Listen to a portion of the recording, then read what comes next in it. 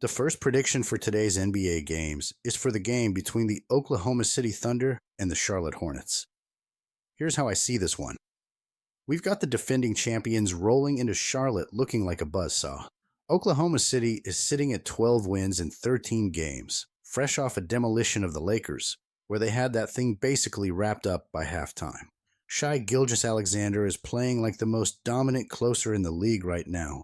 30 points, 9 dimes, efficient shooting, and he's doing it without even needing monster minutes, because these games keep turning into blowouts. Around him, Chet, Isaiah Joe, Ajay Mitchell. It's a deep, well-oiled machine. On top of the offensive firepower, the Thunder defense is the real story. They're at the top of the league in steals and opponent turnovers, flying around, jumping passing lanes, turning every lazy pass into a fast break the other way. When they get you in that blender, you can blink and suddenly you're down 20. We've already seen them go on the road and smack teams by double digits. Memphis, Sacramento, the Clippers. And that road profile is exactly why the books are hanging such a massive number here. Now, let's flip it to Charlotte.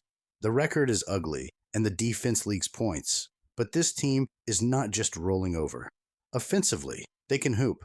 They're scoring in the high 1-teens on solid shooting, and they just went toe-to-toe with Milwaukee in a wild overtime game, dropping 134 on the road.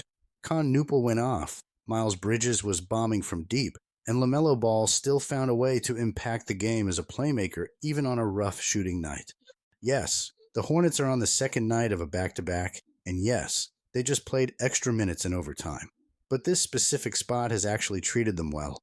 As home underdogs on the second leg of a back-to-back, they've been a very profitable team against the number, covering in the vast majority of those games. They seem to lock in when everybody expects them to fold. The crowd gets behind them. The role players feed off the energy, and suddenly that tired legs angle doesn't look so obvious. You also have some interesting trend noise on the other side. Oklahoma City has been cashing tickets left and right overall, but when they're laying a big number on the road after a home win, the cover rate hasn't been nearly as pretty.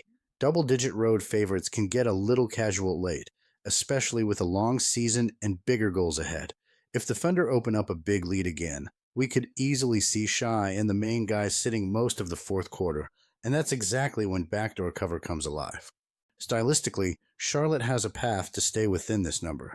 They can score enough to avoid getting completely buried. They can attack and transition off missed shots, and they do a decent job on the glass for stretches, which matters a lot when you're facing a team that thrives on extra possessions. If LaMelo pushes the pace and Bridges and Newpel stay aggressive, they don't have to play a perfect game.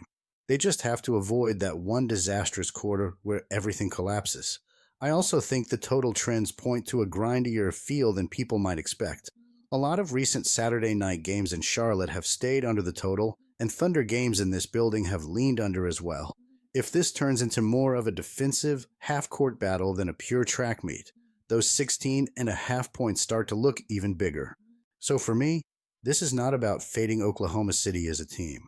They're absolutely legit, and I still expect them to control the matchup and most likely win the game.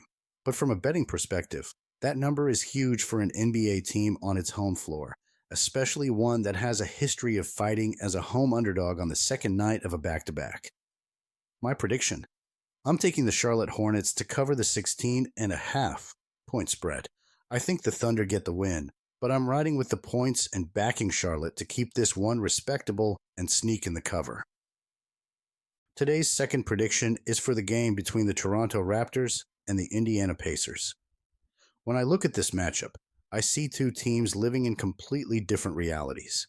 Toronto walks into Indianapolis with rhythm, balance, and a sense of growing identity. Indiana walks in with, well, bruises. A lot of bruises. And as someone who's been watching this league for 3 decades, I can tell you, when a team loses its engine, its structure, and its rhythm, the league doesn't wait for you. It runs you over. And right now, Indiana is getting run over nightly.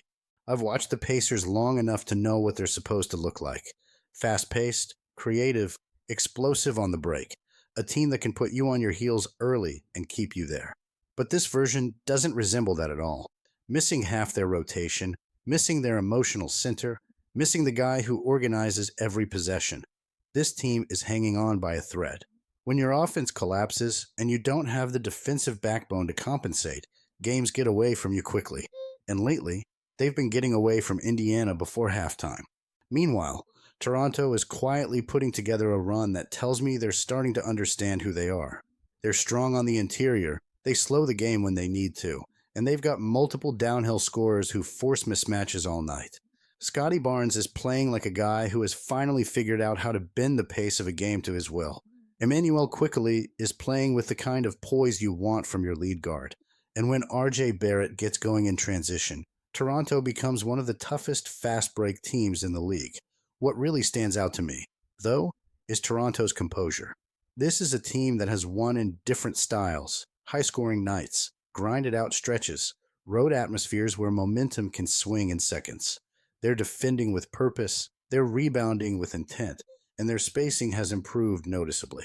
For a team this young, that's a sign they're growing faster than expected. Indiana, on the other hand, is simply stuck.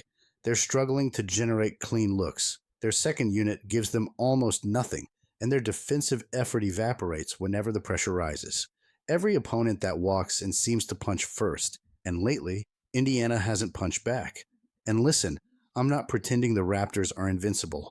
They're young, streaky, and they have matchups where things go sideways. But right now, they're the hotter team by a mile. They're the healthier team. They're the deeper team. And they're the team that can manipulate matchups instead of being manipulated by them. When you add all that up, the picture becomes pretty clear. Toronto has the tools to control the pace, force Indiana into half-court possessions, and squeeze them into inefficient shots. And unless Indiana suddenly becomes a different team overnight, Toronto should dictate this game from the opening quarter. Now, let me be real with you. This is not a game I would personally bet with confidence. I don't love road favorites laying this kind of number. It's not usually my style. But based purely on how both teams are playing right now, the gap between them is simply too big to ignore. My expectation. Here I am going with what I expect to happen, not with the forecast of this match. I'm expecting the Toronto Raptors to win this game and cover the 6.5-point spread, even though this isn't a matchup I would personally play. The third prediction for today is for the game between the Los Angeles Lakers and the Milwaukee Bucks. When I look at this matchup, the first thing that jumps off the page is how differently these two teams are trending, even though both are coming off the second half of a back-to-back. I've watched enough NBA over the last 3 decades to know that back-to-backs don't hit every roster the same way, and right now the Lakers are handling the grind a lot better than Milwaukee. Los Angeles is quietly putting together one of the steadier stretches in the conference despite missing LeBron. Luka Doncic has been playing like a man possessed, stringing together high-efficiency nights where he controls pace, bends defenses, and forces mismatches every trip down. When I see a guy dictating tempo that consistently, I know his team is going to be in every game late. And then there's Austin Reeves, who's turned into the Lakers' flamethrower. Anytime a guard can bounce back after a rough loss and drop 30-plus on the road, it tells me 2 things. The confidence is real, and the locker room is following his lead. Add DeAndre Ayton punishing the glass and scoring in deep position, and you have a trio that's giving the Lakers a solid foundation even with LeBron rehabbing. Milwaukee, on the other hand, is a tough team to pin down. Giannis is still putting up monster numbers, but the Bucks remain wildly inconsistent. They let Charlotte hang around twice, including an overtime game that burned a lot of energy. That's not what you want when you must deal with a team that pushes pace and moves the ball like the Lakers have been doing recently. Even worse, the Bucks' free throw struggles keep leaving the door open late, and I've seen enough of these trends to know that's exactly how close games slip away. One of the biggest differences in this matchup, at least from my perspective, is how these teams handle games with no rest. The Lakers have been one of the best no-rest teams in the league since last season, consistently covering and playing disciplined, while Milwaukee has been one of the worst groups in those same situations. That speaks to conditioning, coaching adjustments, and locker room rhythm. Right now, the Lakers check every one of those boxes. I also can't ignore how balanced this Lakers roster has become. When 6 different players have already had nights of over 25 points, that tells me the system is clicking and the scoring isn't tied to one guy's hot streak. Meanwhile, Milwaukee relies heavily on Giannis to carry them in almost every category, And when your star has to do everything on both ends, cracks eventually start showing.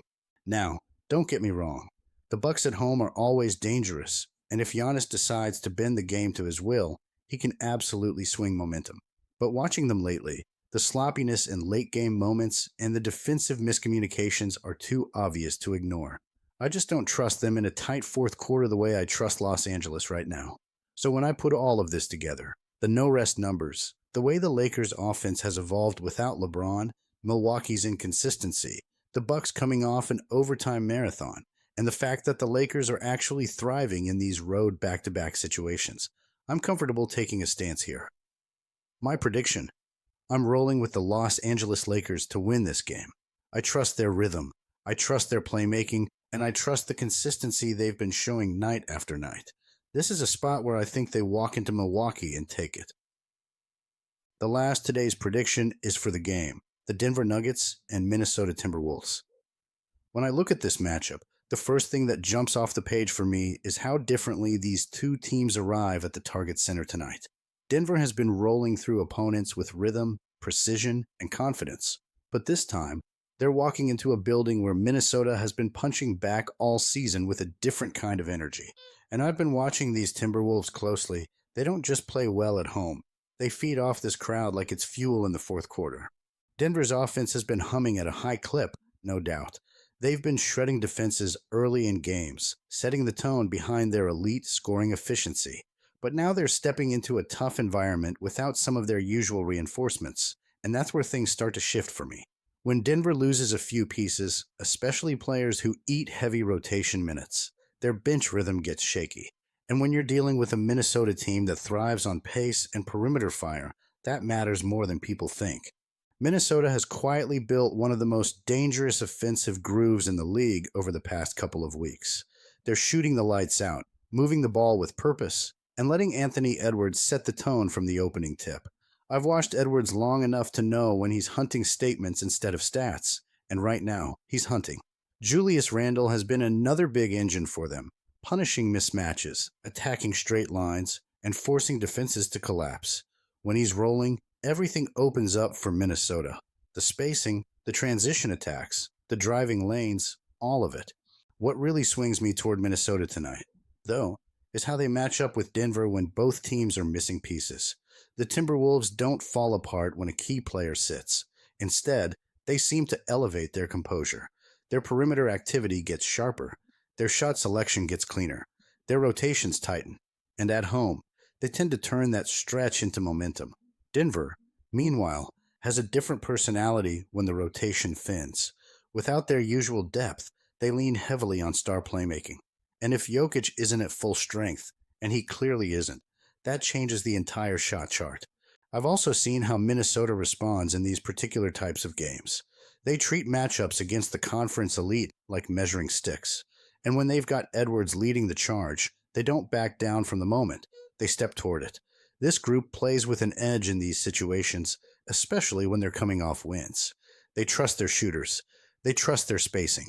And they trust that their home floor can tilt the game when it's tight. So for me, after digging into the matchup, the rhythm, the health, the tendencies, and the way these teams look under pressure, the play becomes pretty clear. My prediction is that Minnesota takes this one. And honestly, I'm not expecting a nail-biter. With Denver missing some of its backbone and Jokic not being 100%, I think the Timberwolves walk into this with the upper hand from the opening tip. I'm rolling with Minnesota to handle business at home, clean, confident, and without needing to empty the tank.